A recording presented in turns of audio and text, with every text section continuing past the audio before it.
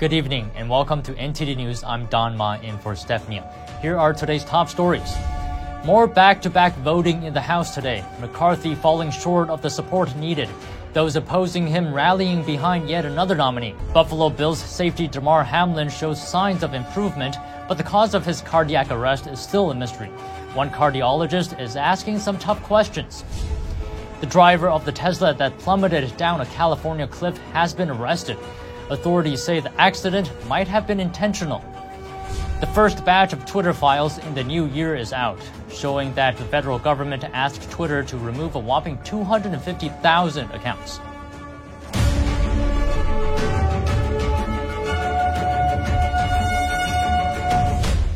How long will it take for Congress to elect a speaker? That's the question on the minds of many. Democrats today criticizing the GOP's ability to govern as a group of 20 Republicans bands together to oppose Kevin McCarthy for Speaker, instead casting their votes for Congressman Byron Donalds. NTD's Melina Weisskopf has more updates live from Capitol Hill.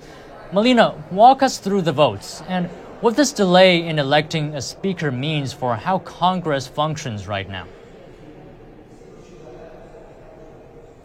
Hi, Don. Good evening. Good to hear from you. So 6 rounds of voting later and still nothing has changed. House Republican leader Kevin McCarthy is still falling short of those votes needed to secure the gavel. And instead of gaining support today, he actually lost another vote with Representative Victoria Spartz withdrawing her support from McCarthy and casting a vote as present instead. Now, as for how this is affecting Congress, Don, Congress is essentially hamstrung right now. They can't really do anything until they elect a speaker, that being the first order of business in a new Congress. They can't even swear in members right now, as a matter of fact. And this has given Democrats an opportunity to criticize Republicans, saying that they're causing confusion and chaos over this. For example, Representative Ted Lieu, who's the vice chairman of the Democrat caucus, told me that they simply can't function. They can't hold oversight hearings. They can't hold committee hearings or do much of anything until this position is secured. Now, let's listen to the Democrats' message around this, as well as how those Republican opposers who are delaying this process are pushing back. The contrast between House Democrats on the chaos and confusion taking place on the other side of the aisle could not be more clear. For the first time in 100 years, there was not an agreement for Speaker of the House on the first ballot. Because we all acknowledge and we all know that Washington is broken, we must take a new path. There must be a new vision so that Congress works for the American people. Because the American people are watching what's happening here, and they've watched what's happened here, and they're sure in their hearts, and they can prove it, that this town works for this town.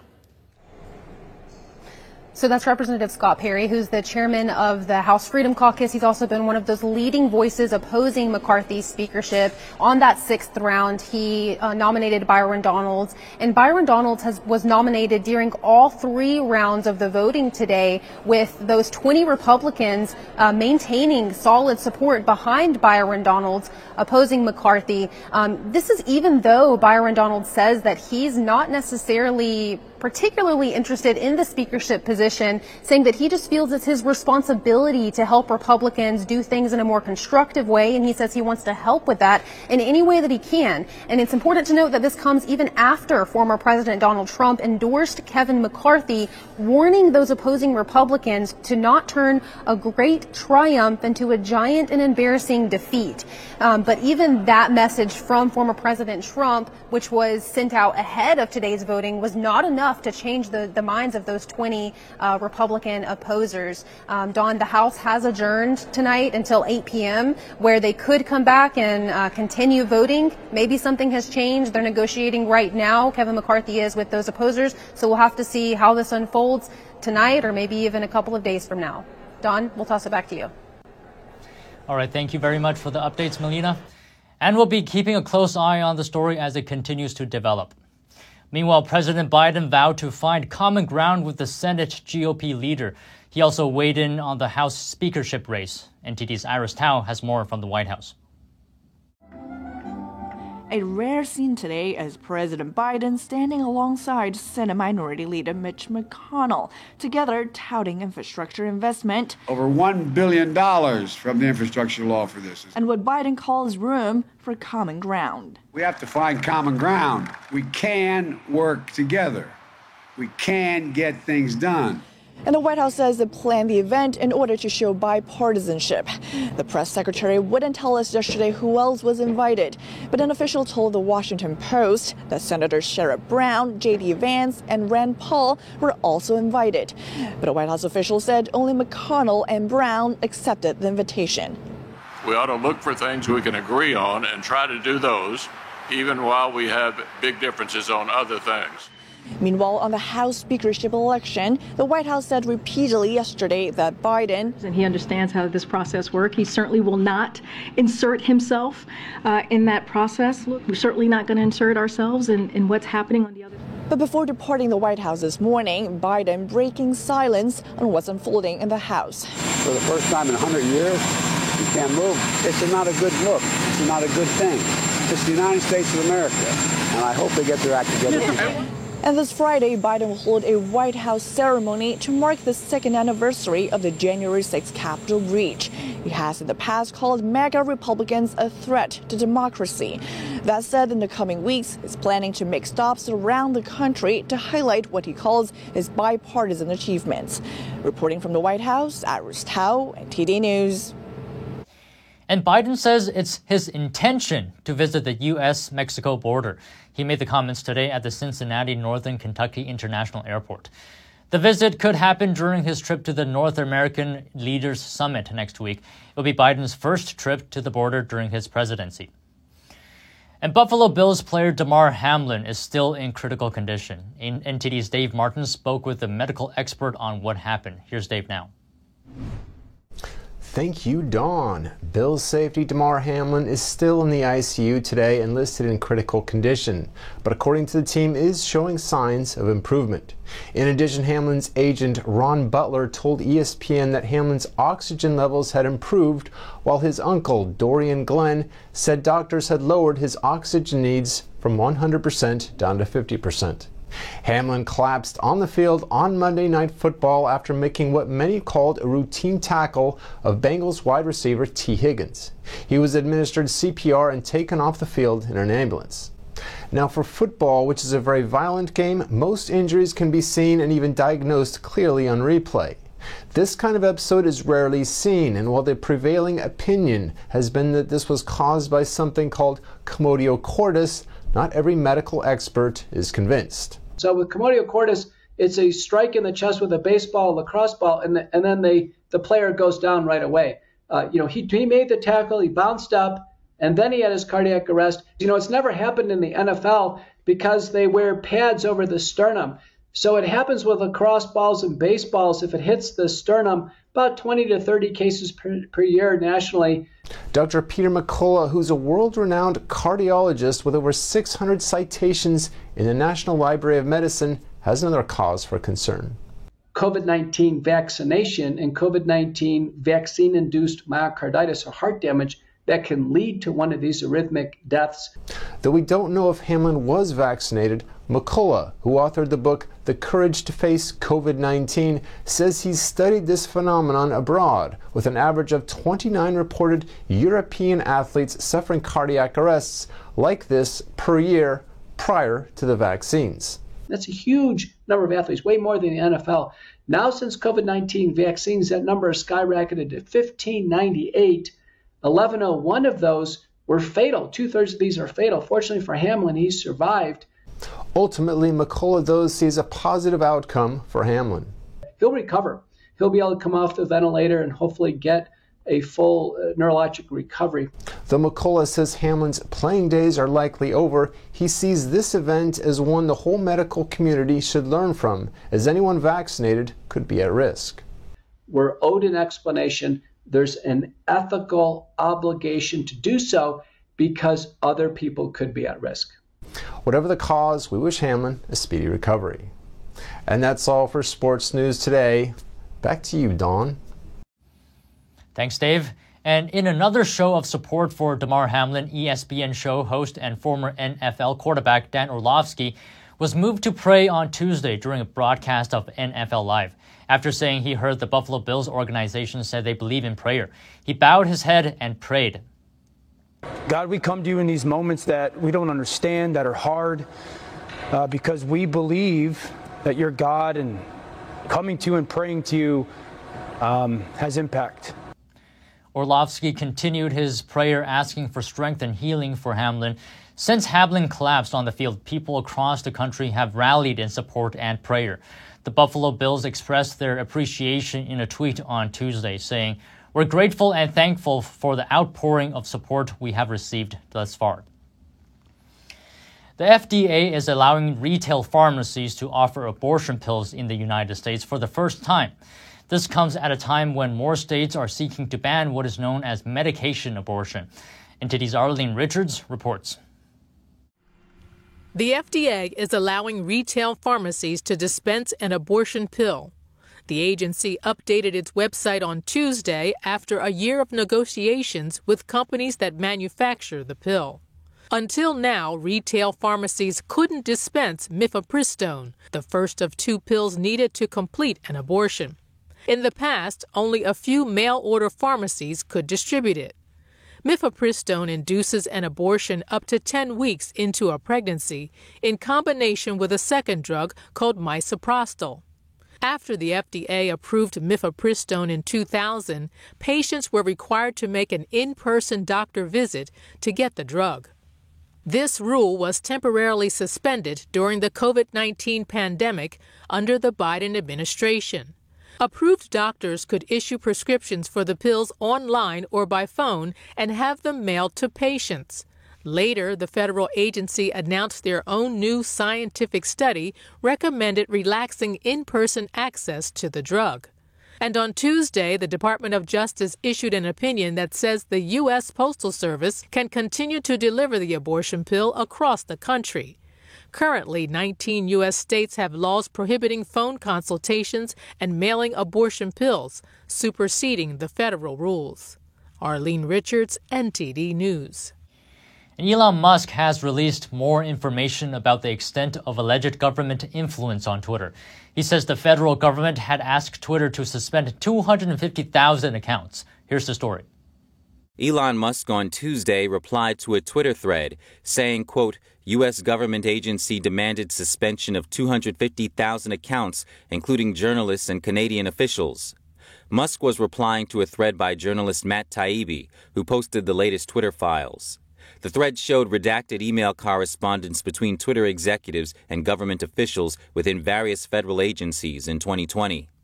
Taibbi wrote that Twitter was taking orders from a range of government agencies, including the Senate Intelligence Committee, the Treasury, the NSA, the Department of Health and Human Services, the FBI, and the Department of Homeland Security. One post also showed an email from the office of Democratic Congressman Adam Schiff, who was the chairman of the House Intelligence Committee. His office asked Twitter to ban journalist Paul Sperry. Twitter's reply showed the social media company declined to honor the congressman's request, but Sperry was still suspended from the platform. The latest Twitter files release also showed that federal agencies flagged accounts that questioned the origins of COVID-19 and tied the accounts to Russian disinformation. Meanwhile, Musk is also making more changes to Twitter. He says the company is easing up on a 3-year-old ban on political advertising. The social media company in 2019 cited the potential to influence voters as the reason for the ban. Now it says it's bringing the policy more in line with TV and other media outlets. And the Tesla driver who drove over a cliff known as the Devil's Slide on Monday will face charges. That's according to the California Highway Patrol. Authorities say the incident might not have been an accident. The driver of the Tesla that plummeted off a cliff in San Mateo County has been arrested. Authorities say the driver may have intentionally driven the vehicle over the edge of the cliff. According to California Highway Patrol investigators, the driver, Dharmesh Arvind Patel from Pasadena, was arrested on suspicion of attempted murder and child abuse. Patel is currently being treated for injuries at Stanford Hospital and upon his release will be booked into San Mateo County Jail. This comes after a Tesla sedan plummeted more than 250 feet down a cliff from the highway and crashed into rocks below. First responders responded to the call around 10:50 a.m. on Monday. They found 2 adults and 2 children, ages 7 and 4, trapped in the vehicle that went over. The crash happened in an area known as the Devil's Slide due to its fatal wrecks and few survivors. All 4 were conscious during the rescue and were transported to local hospitals. And staying in California, Governor Gavin Newsom is declaring a state of emergency due to a winter storm that's expected to hit Sacramento and other areas. Newsom says the proclamation allows the state to act faster and support locals in the response to the storm. California officials have asked drivers to stay off the roads and check for further emergency notices. The storm, expected to arrive later today, is only one of 3 storms impacting the Golden State in the last week. Officials are calling this one of the most challenging series of storms to touch down in California in the last 5 years. And 2 suspects have been arrested after attacks on 4 power stations in Washington state. The attacks left more than 15,000 customers without electricity on Christmas Day.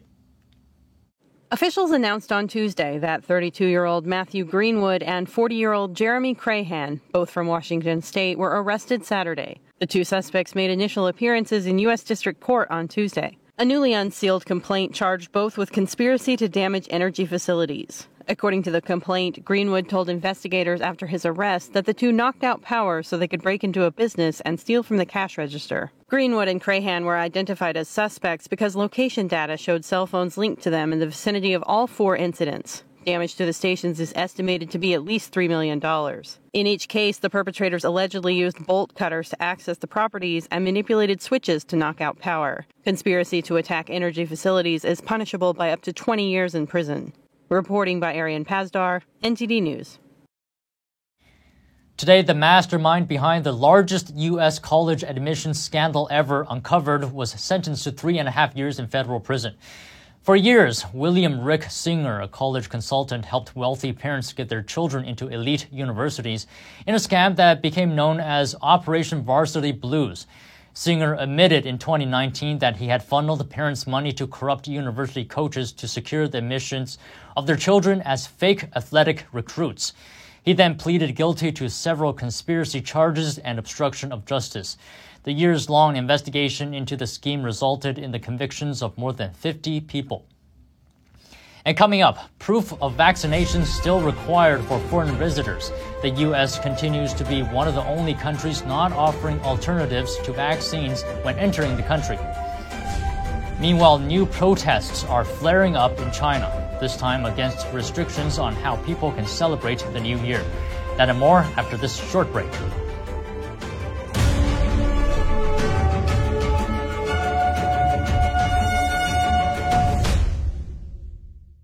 Freedom is not free, and neither is the truth. In order to bring you the facts, our reporters are out there on the front lines getting the true story. Some of them served 10 years of prison in China. We've been censored on social media. Our Hong Kong printing offices were set on fire, and we've been repeatedly attacked by the Chinese Communist Party. But no matter what, we believe that you deserve the truth, and so we'll continue to bring the truth to light. Head on over to getepic.com and try honest journalism that is based in truth and tradition. We'd love to have you on board.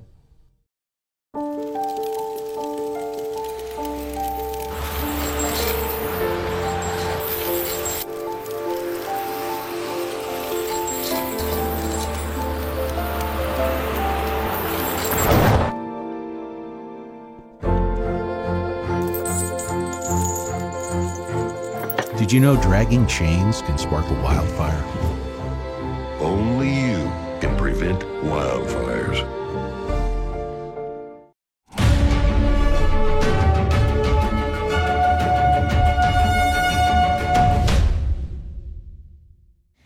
The TSA extends a requirement for visitors to the U.S. to be vaccinated in order to enter the country.